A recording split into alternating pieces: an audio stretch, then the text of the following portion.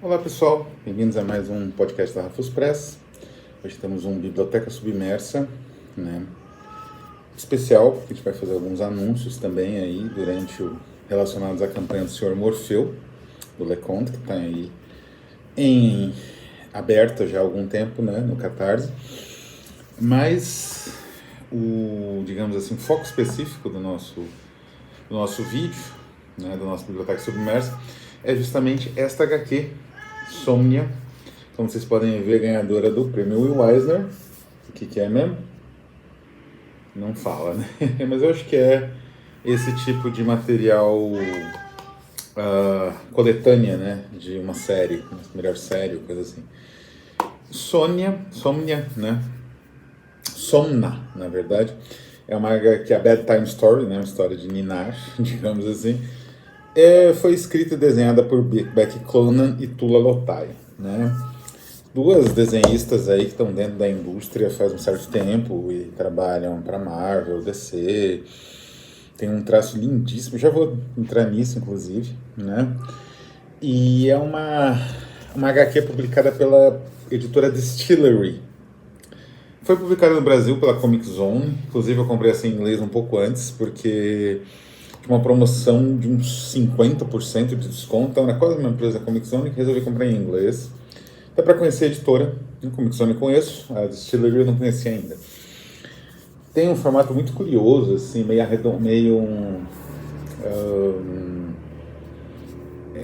um retangular mais curto, né? Ele é quase um quadrado, na verdade. É quase como se fosse digamos assim, uma imagem enorme de Instagram, né? Essa proporção e tudo. Bom, é uma HQ premiada, tem uma narrativa muito interessante, embora tenha alguns elementos, curiosamente, que é singular, porque elas buscam um efeito de terror, só que o efeito de terror que talvez elas tivessem em vista seria abstrato demais para o próprio formato. Ou não, não existe essa possibilidade. Eu conheço outras HQs que trabalham mais o tipo de efeito de terror que elas tentam enveredar às vezes, mas resolvem, não é que elas não, obviamente elas têm uma capacidade tanto narrativa quanto visual gigantesca, mas elas resolvem recuar, né? Já vou chegar nisso também. Digamos que o ponto central, e é isso que é uma boa introdução para esse vídeo, o ponto central dessa HQ é, digamos assim, a manifestação do pensamento herético. A heresia, digamos assim, em relação é uma espécie sempre é uma espécie de desvio em relação a uma ortodoxia, não é? E quando a heresia se manifesta, e ela tem uma infinidade de caminhos possíveis de manifestação, não é? Porque o pensamento ortodoxo ele vai, digamos assim, cercando a cabeça, né, a mente das pessoas de tal forma que você não consiga sair de dentro do pensamento ortodoxo. Esse é o objetivo final. É possível? Não, né? De antemão posso dizer que não. Mas eles fazem através digamos assim, da aplicação da violência exemplar. E que violência, né? Isso vai ter também na HQ. Não muita violência, mas a ideia da violência exemplar. Isso só vai aparecer bastante na HQ. A pessoa meio que é obrigada ela mesma a se policiar e se formatar nessa comunidade da ortodoxia, não é? É uma coisa muito curiosa se a gente for refletir, porque assim, o surgimento da narrativa, por exemplo, de um tipo de específico de narrativa muito, digamos, popular nos dias de hoje, que é a narrativa policial, dependeu do surgimento da lei.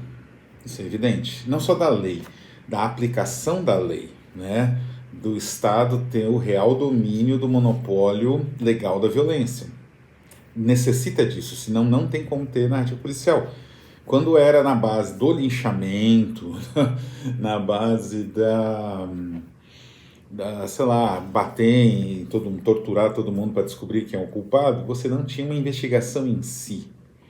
Por isso, né, é só metafórica aquela aproximação do Édipo, por exemplo, com a narrativa policial. Aquilo não é uma narrativa policial. Aquilo é a descoberta gradativa da própria desgraça, que é algo cotidiano. Né? Mas essa descoberta ela se baseia num raciocínio de evidências, num raciocínio indutivo, não é? Que erroneamente, né, atribui-se um princípio dedutivo ao Sherlock, não é. Ele também trabalha com dedução, trabalha com, aliás, com vários mecanismos de raciocínio, mas a base é indutiva, né? Que é você partir de evidências para, né, do particular para o todo. E então, voltando a essa questão, já vou chegar no ponto central dela, a narrativa policial precisa de lei de repressão para existir, né? Não existia na época de Édipo, porque não havia essa noção, não dessa forma. A lei e a repressão eram divinos, né? Ou, tanto que o Édipo mata, né, o pai dele no meio do caminho, e ele não é condenado em nenhum momento por ele virar rei, aliás, da cidade do pai, né?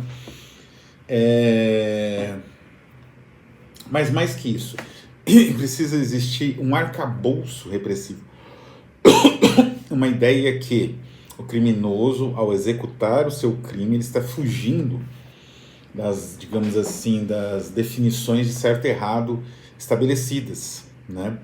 E fazendo essa fuga, digamos assim, da esfera do certo e errado, ele está cometendo algo inenarrável, algo errado, algo que precisa ser punido.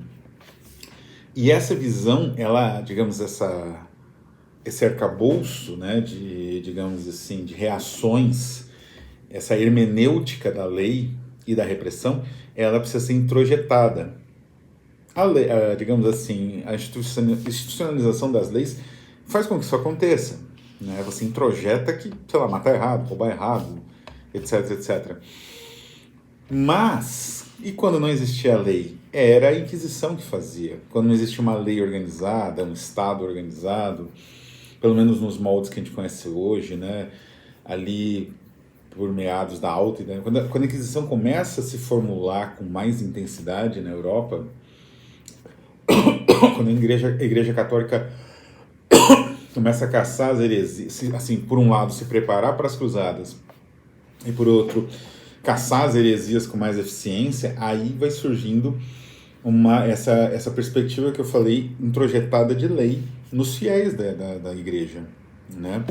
Tanto que a lei, a igreja, ela nunca se confundia com a lei, né? Na Inquisição Ibérica, que provavelmente era a mais sofisticada de todas, era praticamente um estado acima do estado, né, ibérico, realizando uma mistura de, sei lá, teatro da crueldade com performance de tortura, com apocalipse, aquela encenações da paixão em formato apocalíptico, enfim, era tudo isso, a Inquisição Ibérica, e também ela tinha um lado, né, de lei, né, era uma espécie de colaboração entre Estado e religião para fazer, com interesses mútuos, né, os dois lados tinham seus interesses nesse esquema, e, digamos assim, para fazer valer uma certa lei, que era uma lei que, né, de crimes inexistentes, de crimes sem vítimas, de crimes de ideologia, de pensamento. E isso é muito sofisticado, muito complexo. Né? O Goya passou boa parte da vida, digamos assim, da carreira, do final da carreira dele, já surdo, né, já bastante debilitado, né, justamente representando a Inquisição, né? E é isso que temos aqui, né? Como eu disse, a arte é sensacional, né? Então, um exemplo aqui da Becky Cloonan, né? A arte da Tula Lotay, ela é muito mais explícita, digamos assim, né? Às vezes nem tanto. Aqui, por exemplo, não, tá? Outro tipo de intervenção artística, né? São dois desenhistas desenhando uma HQ só. Dá um efeito muito interessante porque a Tula Lotay, ela vai trabalhar muito mais esse aspecto onírico, uma personagem assim dormindo, enquanto que a Beck Clunan vai trabalhar o aspecto diurno da personagem, né? É bem isso aqui.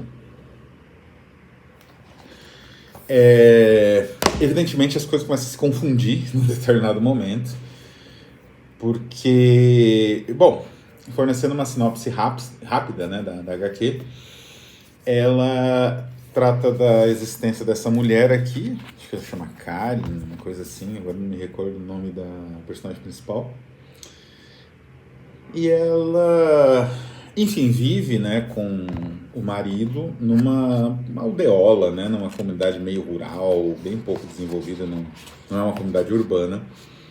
E nessa comunidade rural existe ali uma série de tensões,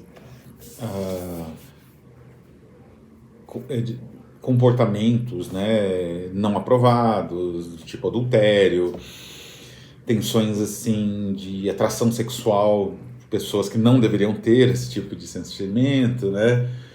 E um pároco local lá, um padre, não sei se um padre ou um pastor, não fica muito claro onde essa história se passa. E isso é um problema que eu vou abordar melhor depois. E lá pelas tantas, então,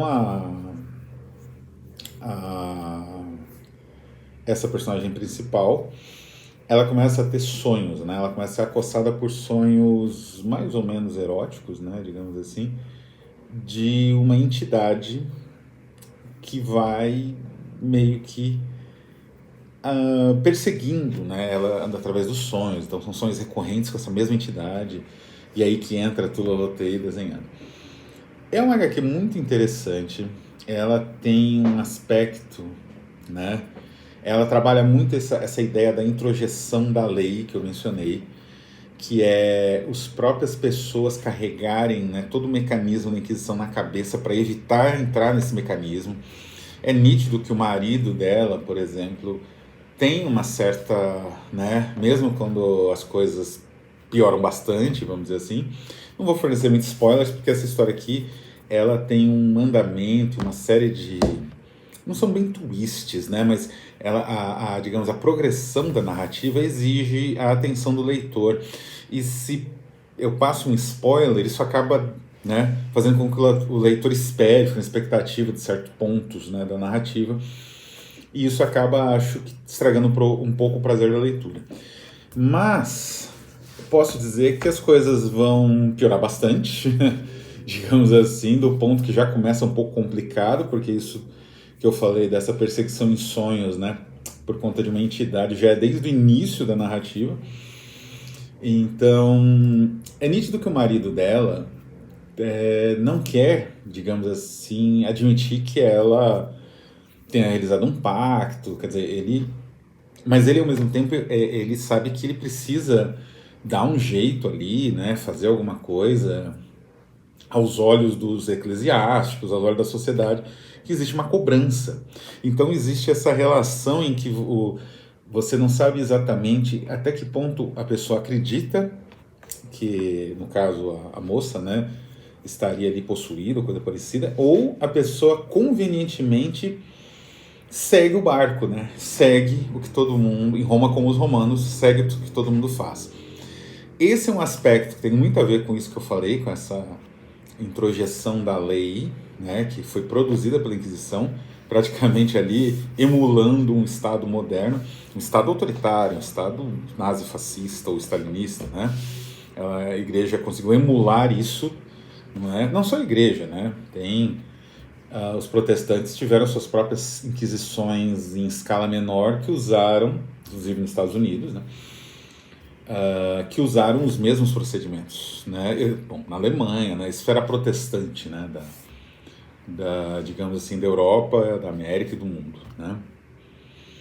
É claro que sem um pingo da sofisticação digamos, do procedimento da Igreja Católica, que era gigantesco, uma maquinaria, né? Então ela tem esse aspecto, né? Isso é muito interessante, porque os personagens você não sabe até que ponto eles estão realizando as coisas de loucura, de safadeza, digamos assim, ou de perversidade, ou por algum motivo até sobrenatural mesmo, de certa forma, né? Ou por adesão àquilo, né? Adesão fanática àquele universo, né? Existe ali um representante da igreja que tem sempre essa ambiguidade, até que ponto ele está realmente, né, acreditando, né, nessas perseguições, nessa queima de pessoas da comunidade como culpados por heresia, coisa e tal. Isso, essa percepção, que é bastante sofisticada, tem na HQ, ela se conecta com uma outra que eu também gosto bastante, que é muito comum nos filmes do Bergman. E aqui é um problema, não sei se é exatamente um problema dessa HQ, mas é algo que eu acho que poderia ser um caminho que não foi muito bem aproveitado. Porque assim, o Bergman tem uma cena do Sétimo Selo. O Sétimo Selo é um dos filmes da minha vida, né? Uns filmes que eu, enfim, né? Aquele filme que tem um impacto na própria existência, né? Do indivíduo, e esse foi o caso do Sétimo Selo. Alguns poucos filmes que eu carrego para minha vida, né? Como esse. E, enfim, um que eu mencionei recentemente, o ano passado em Mariembá, o Pacto Sinistro Hitchcock, mais alguns, né? Bom, no Sétimo Selo tem uma cena em que o Max von Sydow, ele conversa com uma outra atriz, sempre faz filme do Bergman, esqueci o nome dela, Karen também acho, e ela é uma herética que vai ser queimada, viva. E ela tá amarrada, presa num carro, sei lá, uma carroça. E os guardas responsáveis, né, pela segurança ali dela, ou responsável por levá-la até ali o ponto onde vai ser feito o queimadeiro, né, que era o nome ali de onde você queimava os heréticos. Eles estão, sei lá, comendo, fazendo uma outra coisa. Isso dá tempo do Max von Sydow, que é um cavaleiro, um nobre, né, então respeitado por todo mundo, se aproximar e conversar com ela. E ele pergunta o que, né, porque ela seria uma bruxa. Ela estaria sendo condenada a ser queimada como bruxa, né? Então, o que ela descreve disso? O que é ser uma bruxa? O que sentimentos ela tem? O que ela vê? E é sensacional essa cena porque ela fala coisas absurdas, assim, aos ouvidos de qualquer pessoa, seja na Idade Média, seja hoje. Ela é nitidamente uma moça muito jovem, é assim que ela é caracterizada, né? Que sofreu muito e que tem talvez uma esquizofrenia, um distúrbio mental, não é? E vai ser condenada a digamos assim, um sofrimento terrível, a uma tortura inenarrável por nada, porque tudo que ela narra, né? E o Bergman, ele é sagaz, bom, ele é o Bergman, né? Provavelmente não existiria coisas do cinema e da narrativa em geral sem o Bergman, se ele nunca tivesse existido, às vezes virado carteiro, ou, sei lá, maestro de música. Ele é um diálogo bem próximo, né? Os dois estão bem próximos, né? Aqueles típicos planos de diálogo do Bergman, quando os personagens estão bem próximos um do outro, que é muito usado, aliás, nos outras partes do próprio Sétimo Selo. E ela fala assim, olha, sei lá, o diabo, sei lá, quem vai me salvar, ele tá atrás de você. Ele vira rapidinho, não tem nada aqui atrás. Então, assim, é como se... e isso é mostrado assim, né? Fosse um sofrimento inútil, que não resultasse em nada, né? Que só fosse uma tortura de uma pessoa doente, de uma pessoa inocente, né? De toda forma. Então é um momento muito triste da trama, até, né? É um momento muito forte, muito pesado. E eu acho que nessa HQ existe alguns momentos assim, né? E a ideia geral das duas autoras e desenhistas se aproxima muito dessa visão do Bergman. Só que aí que vem o grande problema, né? Porque aquele horror metafísico que o Bergman exprime nesse filme, num outro que é excelente, que chama Luz de Inverno, que é sensacional. Quem não viu, corra para ver um streaming Luz, deve ter no MUBI, talvez, Luz de Inverno, do Bergman, né? O Hora do Lobo. O Bergman, ele criou uma espécie de horror metafísico, ou teológico, as duas coisas, né? Porque é um horror que se articula nessa visão de que a nossa, digamos, existência é muito breve e, enfim, tudo que nós fazemos caminha para um certo nada, né? Existe esse grande potencial do nada.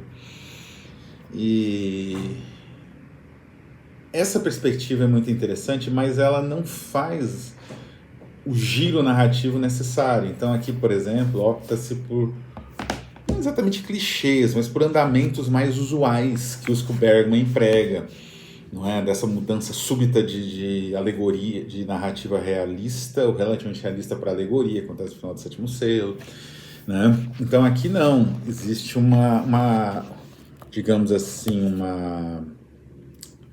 uma tensão entre o mundo sonhado e o mundo desperto, mas é uma tensão que não se soluciona. Isso até certo ponto é bom, mas, como eu disse, cria-se um suspense, né? E esse suspense não tem um andamento. É muito curioso isso. Porque o Bergman não criou suspense ali. É o próprio diálogo que cria essa tensão, porque o espectador está vendo que, não é, a morte daquela moça não faz sentido, não é? É uma crueldade terrível e inútil. Aqui tem esse mesmo elemento, mas ele não é tão, digamos assim, trabalhado, né? E, como eu falei, isso não depende de tempo, né? No caso do Sétimo Selo é rápido, um diálogo rápido de um personagem que aparece e não apresenta mais.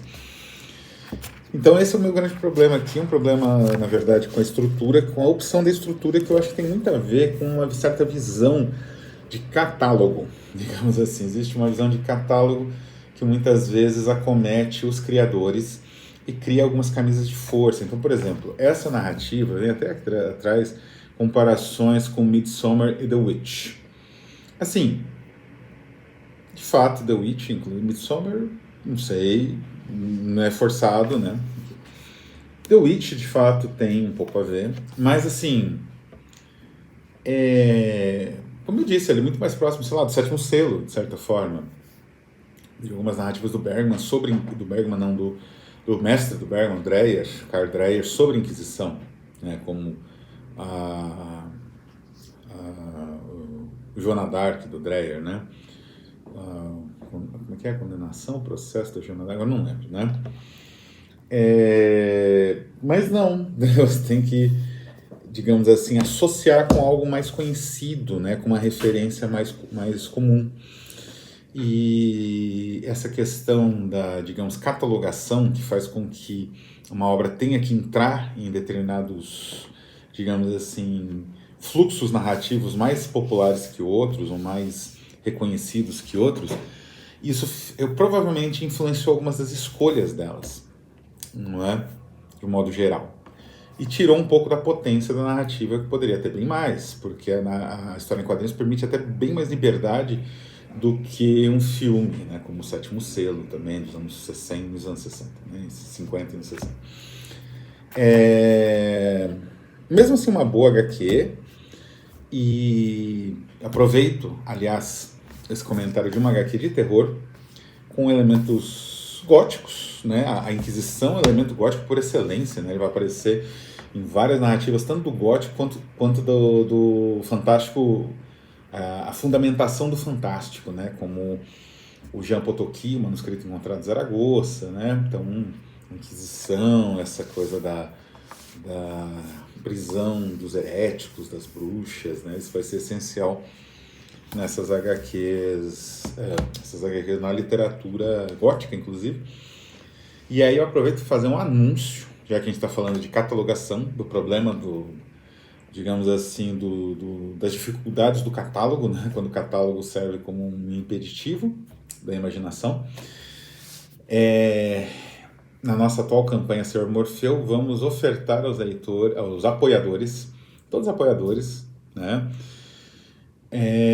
um e-book, o nosso Neo Samizdat, né, exclusivo dos apoiadores desta campanha, chamado Passeio pelo Romanoal ou pelo Romance de Negror. Ainda não está muito definido o título. Foi escrito, é um ensaio publicado numa revista Le Minotaure dos anos 30, uma revista sensacional, que conta ali com colaborações da elite dos surrealistas, né? Tem Dali, tem Breton, Max Ernst. E as capas, né, também são feitas por grandes artistas, né? Desde Picasso, Dali, etc. E esse ensaio, passeio, né, por esse tipo de ficção, foi escrito pelo Maurice Anne, né, que é um estudioso de Sade, ensaísta, associado ao surrealismo, extremamente visionário, extremamente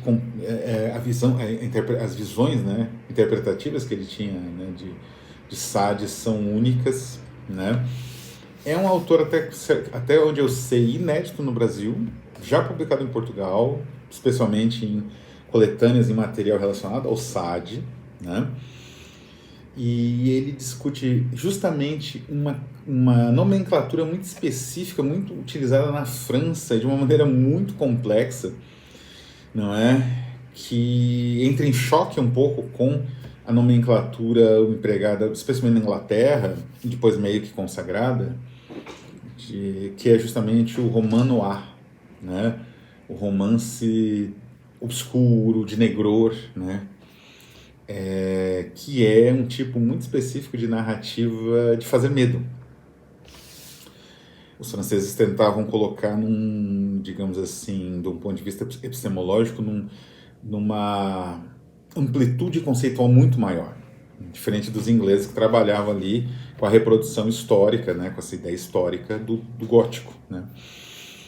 E esse é um passeio, né, um ensaio meio que, como o nome diz, né, não é profundo, também não é muito longo, mas é lindo, tem ilustrações sensacionais e é muito cheio de intuições muito únicas, né. Quem estuda o gótico, narrativa de horror, é obrigatório esse material do N, que, como eu disse, nunca foi traduzido no Brasil, nem esse, nem nada dele, né, de um autor tão importante, né, para o estudo do Marquês de Sade. E vai estar disponível para os apoiadores. Qualquer categoria de apoio garante o acesso ao e-book. Então apoiem, né, o Senhor Morfeu, que é uma obra também incrível e bastante perturbadora em muitos aspectos, né? Apoiem, conheçam, né, os nossos heréticos e malditos, visionários também. E no próximo vídeo eu vou falar um pouquinho mais sobre a questão do roman noir, que vai estar no ensaio. Eu vou escrever um ensaio introdutório sobre os caminhos do roman noir, né? Quer dizer, essa denominação que foi mudando do século XIX para o século XX, muito engraçado. Ela continua em uso, só que denominando coisas diferentes agora, né? Como se tivesse uma cisão e passou a ter dois significados concorrentes, assim. Coisa única, né? Então é isso. Vou ficando por aqui. Um abraço a todos e até a próxima.